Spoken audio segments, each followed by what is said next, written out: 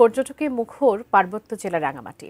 আবহাওয়া ভালো থাকায় হ্রদের নীল জলে ভ্রমণ আর সবুজ প্রকৃতির সান্নিধ্য উপভোগ করছেন হাজারো পর্যটক।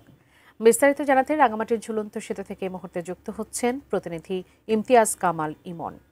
ইমন, পর্যটকরা কেমন আসছেন রাঙামাটিতে? এই যে প্রকৃতির যে নৈসর্গিক যে সৌন্দর্য সেটি উপভোগ করার জন্য কেমন সাড়া দেখছেন?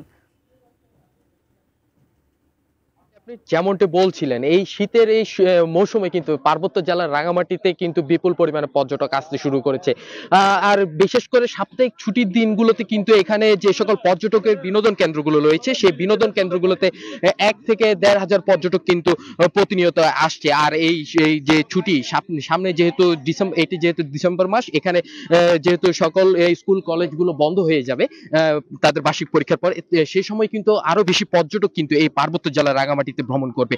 এছাড়াও আমি যে এই মুহূর্তে যেখানে দাঁড়িয়ে আছি, পর্যটনের ঝুলন্ত সেতু, এখানেও কিন্তু বিপুল পরিমাণে পর্যটক রাঙামাটি সকাল থেকে আসতে শুরু করেছে। এই যে ঝুলন্ত সেতু এলাকায় দেখা যাচ্ছে এখনো কিন্তু বিপুল পরিমাণে পর্যটক তারা এখানে ঘুরে বেড়াচ্ছেন। আর তাদের যে এই রাঙামাটি সিম্বল অফ রাঙামাটিতে তাদের যে স্মৃতি সেটি তারা মুঠোবন্দী করছেন।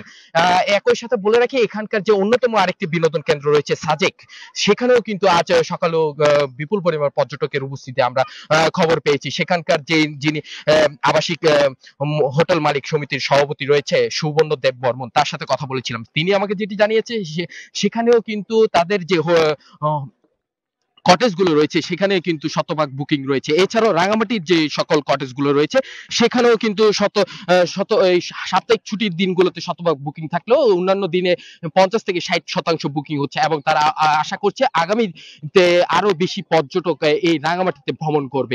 একই সাথে আরেকটি বিষয় জানিয়ে রাখতে চাই, এই রাঙামাটিতে পর্যটকদের ভ্রমণে নিরাপত্তা দিতে এখানে টুরিস্ট পুলিশের পাশাপাশি কিন্তু যে জেলা পুলিশ রয়েছে তারা কিন্তু মোতায়েন রয়েছে। তো এই ছিল আমার কাছে রাঙামাটি থেকে সর্বশেষ।